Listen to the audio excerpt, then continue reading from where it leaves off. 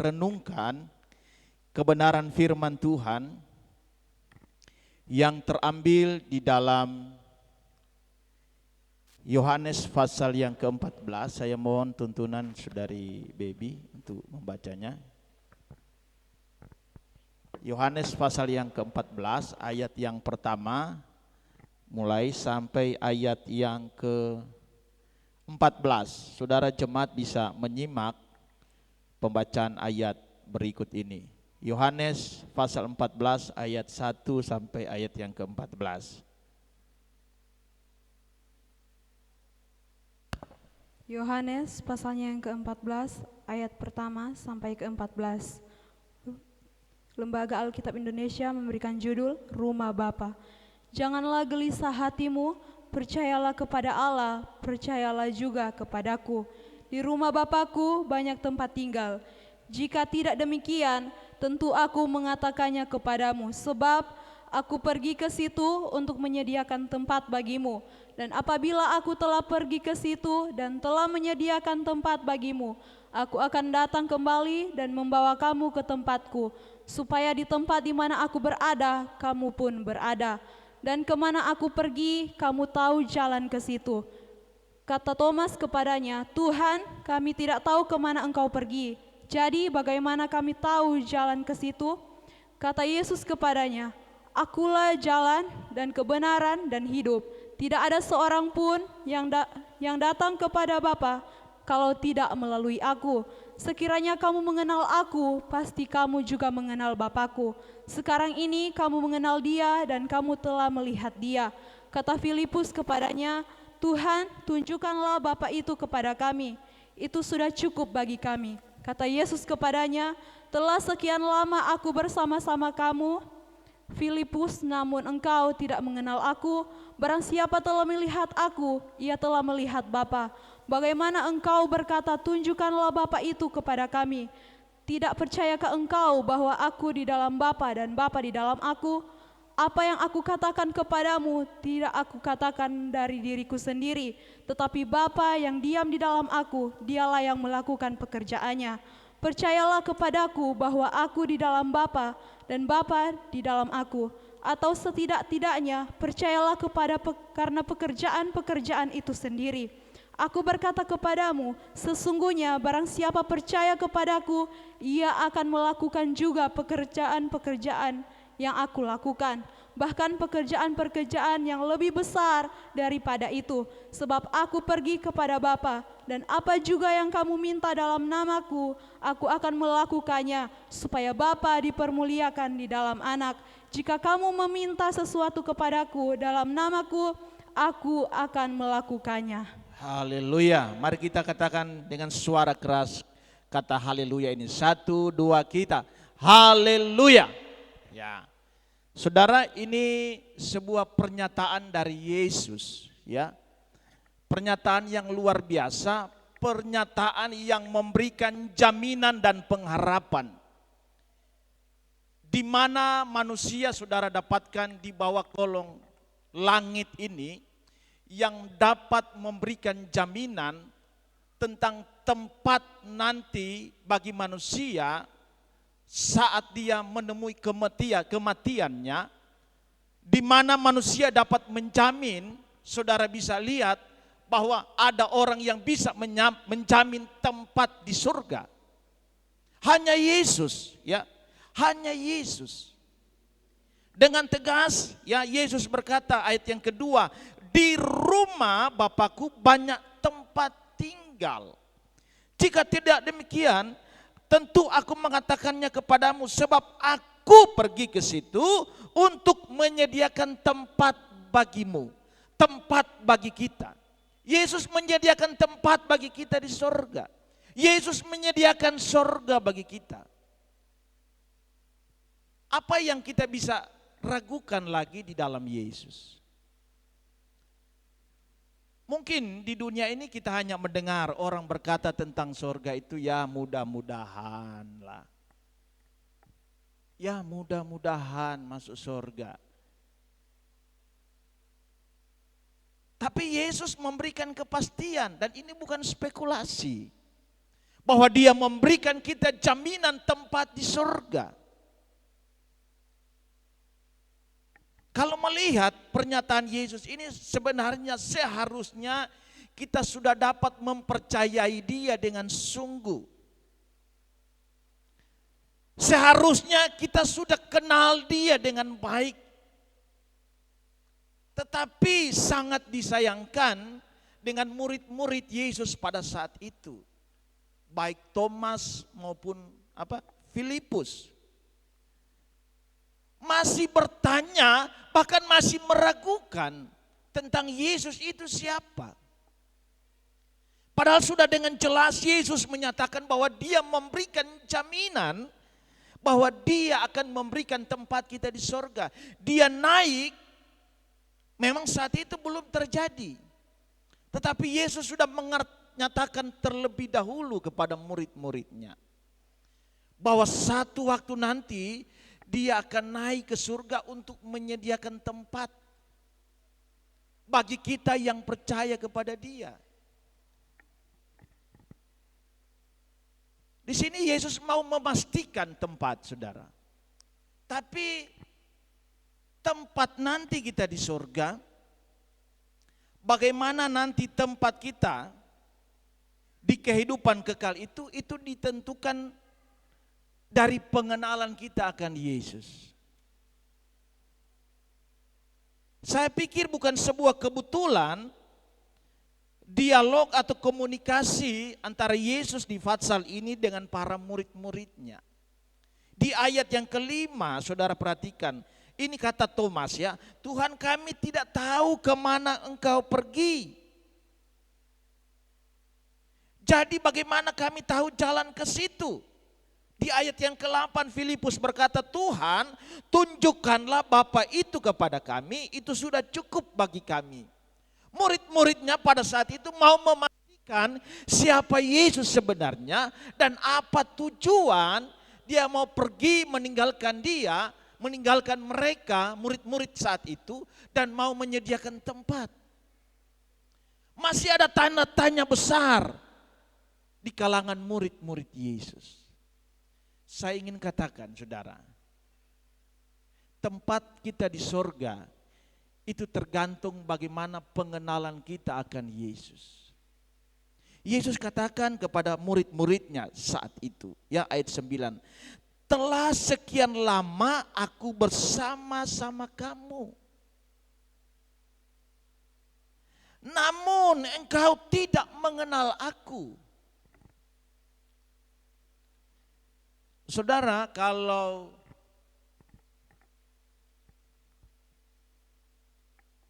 banyak orang kita kenal, ya, mengenal seseorang itu hal biasa.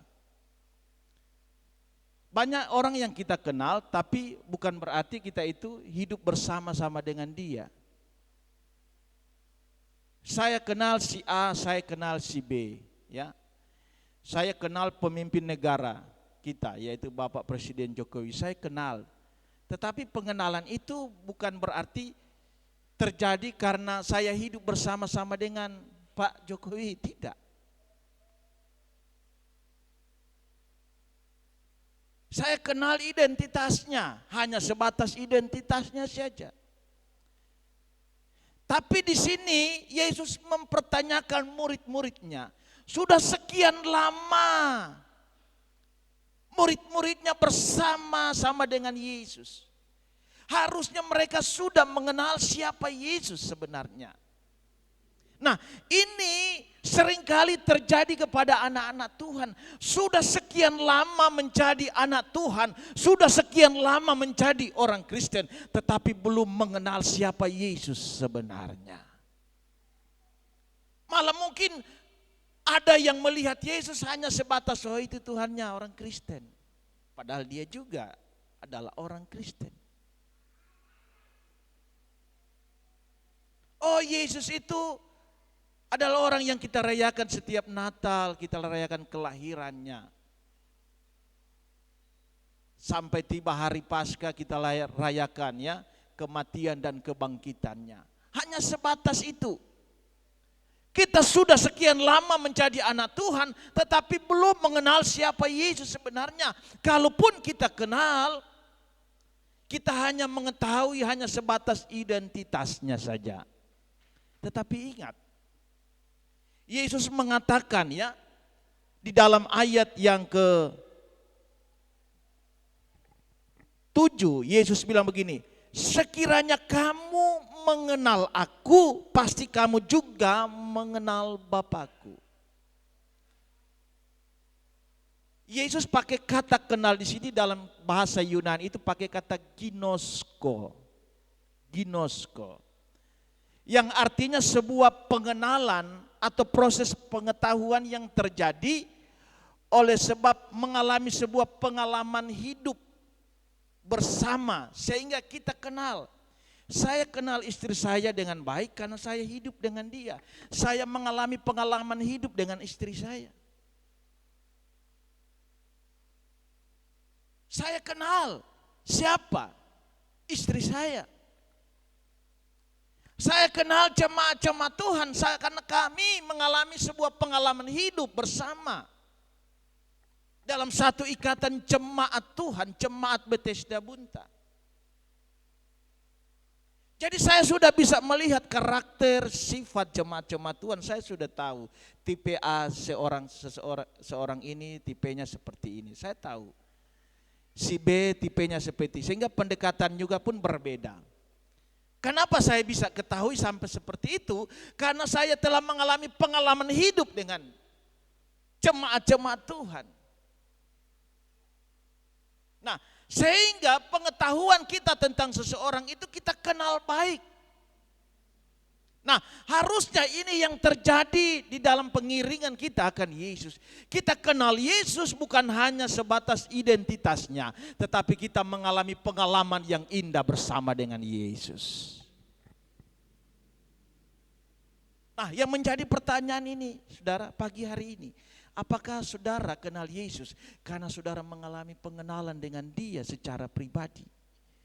Karena saudara mengalami sebuah pengalaman yang indah secara pribadi. Nah, hari-hari ini saya mau dan saya menginginkan anak-anak Tuhan hari-hari ini tidak melihat kekristenan itu hanya sebatas status agama. Tidak, saudara. Jangan melihat, kalau melihat kekristenan itu hanya sebatas status agama, saudara mudah sekali untuk terpengaruh. Mudah sekali untuk meninggalkan kekristenan. Karena namanya status, beda kok. Mau status agama Kristen, status agama ini, agama itu, sama saja kalau cuma status. Dan saudara mudah untuk melepaskan kekristenanmu.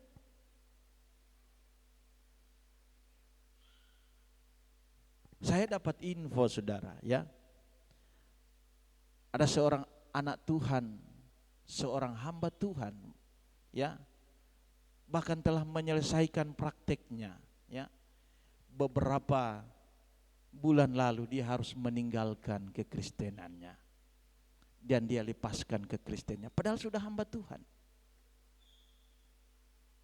Dia lepaskan kekristenannya, ya, demi menikah dengan seseorang yang tidak seiman dengan dia. Kenapa itu bisa terjadi? Karena melihat kekristenan itu sebagai status. Ini diakibatkan oleh kurangnya pengenalan akan Yesus dengan baik. Karena melihat Yesus itu hanya sebatas identitasnya, tapi tidak mengalami sebuah pengalaman yang indah dengan Yesus. Mari hari-hari ini kejarlah pengalaman-pengalaman bersama Yesus, supaya saudara tidak mudah untuk melepaskan kekristenanmu. Banyak orang yang memiliki, ya, yang menyandang status sebagai anak Tuhan, sebagai kekristenan, tetapi mereka tidak mengalami pengalaman bersama dengan Yesus. Ini yang Tuhan mau cari. Anak-anak Tuhan ini yang Tuhan mau cari hari-hari ini. Karena Dia berjanji Dia akan datang kembali dan menjemput kita. Orang-orang seperti apa yang Dia akan jemput? yaitu orang yang mengalami pengalaman hidup bersama dengan Yesus. Sehingga hati-hati saudara ya. Jangankan jemaat-jemaat Tuhan, hamba-hamba Tuhan pun tidak menjadi sebuah jaminan ya untuk memperoleh keselamatan hidup. Bahkan hamba-hamba Tuhan pun tidak menjadi jaminan untuk meraih keselamatan, untuk dijemput Tuhan pada datang kali yang kedua.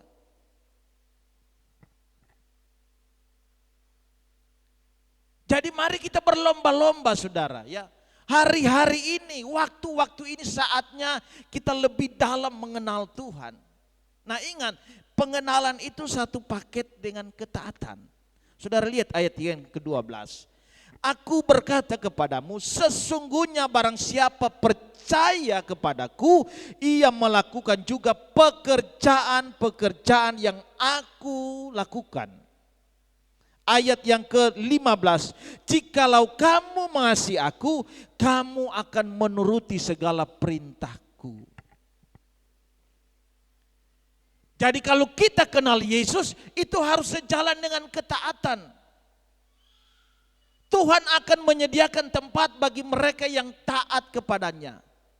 Tidak hanya kenal secara identitas, tetapi taat. Itulah pengalaman hidupmu bersama dengan Yesus. Jadi Yesus datang kali yang kedua itu bukan sebuah janji tinggal janji, bukan. Tuhan Yesus sudah sendiri memastikan bahwa Dia akan datang menjemput kita. Coba kalau Dia datang hari ini, Dia datang minggu ini jam 9 pagi. Saudara bisa bayangkan mereka yang malas beribadah, yang tidak tahu ingat ibadah, yang lupa Tuhan, yang tidak mau beribadah kepada Tuhan. Mungkin hanya kelompok ini yang diangkat. Karena tidak semua. Tuhan Yesus bilang banyak yang terpanggil tetapi sedikit yang terpilih. Tidak semua orang yang memiliki status KTP agama Kristen itu terpanggil dan terpilih.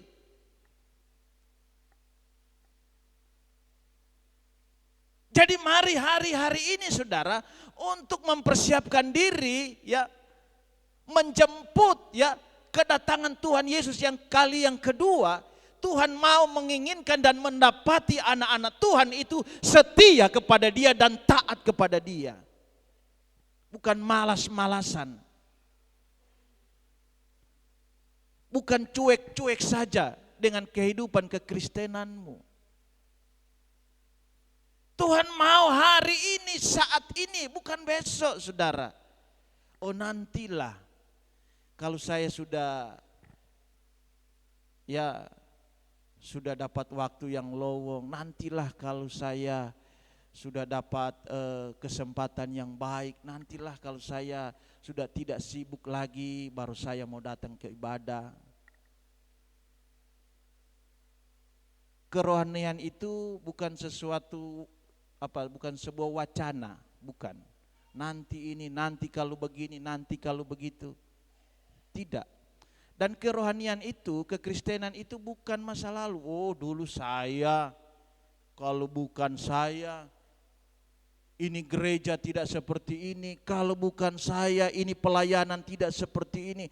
Kalau bukan saya yang bawa mana bisa. Kalau bukan saya yang main musik, main keyboard, mana bisa. Kalau bukan saya, dan kalau bukan saya. Dulu saya. Nah, ini berbicara masa lalu. Tuhan ya mau melihat karena kehidupan rohani itu kondisi terkinimu saat ini. Kondisi terkinimu. Sehingga kalau Tuhan Yesus datang kali yang kedua, Dia mau angkat orang yang pada saat itu didapatinya setia kepada Tuhan.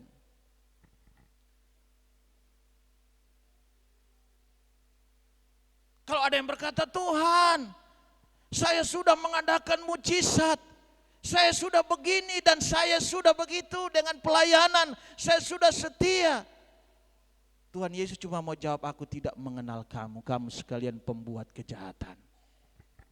Seandainya itu terjadi hari ini, saudara mau menyesal, saudara mau baku hitung dengan Tuhan, tidak bisa. Kalau saya masih maklumi, oh dia tidak ibadah, oh biar juga siang mangkal dia sibuk, mangkal dia ada kurang sehat.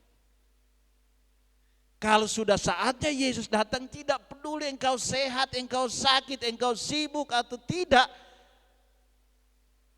Tidak ada kompromi, saudara. Kalau saat ini masih kompromi. Saya masih kunjungi jemaat-jemaat. Mari datang ibadah. Kasih ingat. Kalau Tuhan Yesus datang, Tuhan tidak mau bilang, misalnya contoh Marco, besok kita mau datang, setia ngana besok bagi gereja ngana supaya kalau kita datang ngana ada di situ. Tidak, saudara, tidak ada. Tidak ada satu manusia pun ya yang bisa tahu kapan kedatangan Yesus.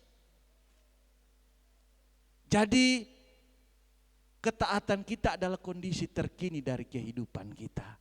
Mari kita setia selalu kepada Tuhan ya. Memang seperti hal yang membosankan. Kenapa? Karena saudara tidak mengalami sebuah pengalaman yang indah bersama Yesus. Supaya saudara tidak bosan dengan kesetiaanmu, mau beribadah, cuma ibadah hari Minggu. Tapi kalau saudara alami pengalaman yang indah bersama Tuhan Yesus, itu Tuhan seperti taruh sebuah kerinduan untuk mau bersekutu dengan Tuhan Yesus. Tuhan taruh itu kerinduan, saudara. Tuhan taruh, saudara.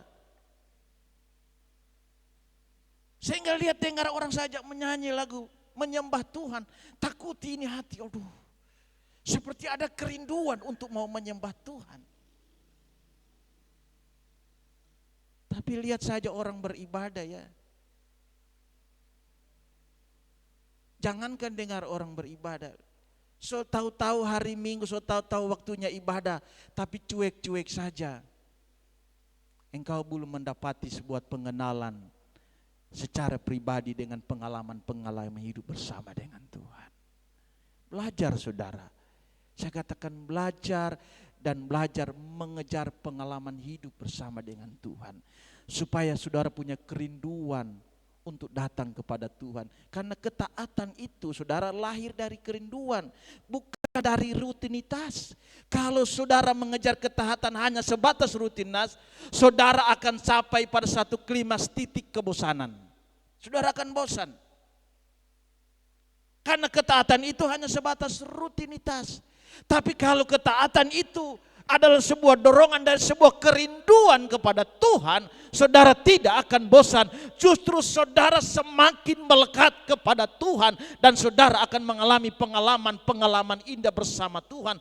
Karena ada spirit, semangat dan kerinduan yang sama seperti Yesus alami juga. Dan itu akan hidup di dalammu. Yesus memberikan hari depan kita. Yesus menjamin hari depan kita. Bahwa hari depan kita bukan hari depan yang suram. Tetapi hari depan yang memiliki kepastian. Bahwa Dia menyediakan tempat bagi kita di sorga. Tidak usah takut, tidak usah gelisah. Ya. Jalani hidup tetap setia. Mungkin engkau berpikir, kalau saya tidak dahulukan dulu pekerjaan, bisnis saya, kemudian saya dahulukan ibadah, pelayanan, bisa rugi saya. Tidak, saudara. Kalau saudara utamakan Tuhan, Tuhan akan membelamu, Tuhan akan ada di pihakmu. Jangan takut. Saya sudah pernah katakan dalam khotbah saya, bahwa jika saudara cari firman, lakukan itu firman. Firman itu hidup.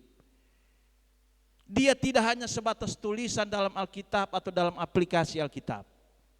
Dia itu hidup. Kalau saudara lakukan dengan setia, Dia berkuasa akan memberkatimu, akan menolongmu dan menyatakan mujizat bagimu. Lakukan itu dengan setia, saudara. Maka saudara akan melihat kuasa yang besar dari firman itu. Mari pandanglah hari depanmu dengan penuh optimisme, bahwa Tuhan menjamin hari depanmu dan tidak akan ada yang sia-sia.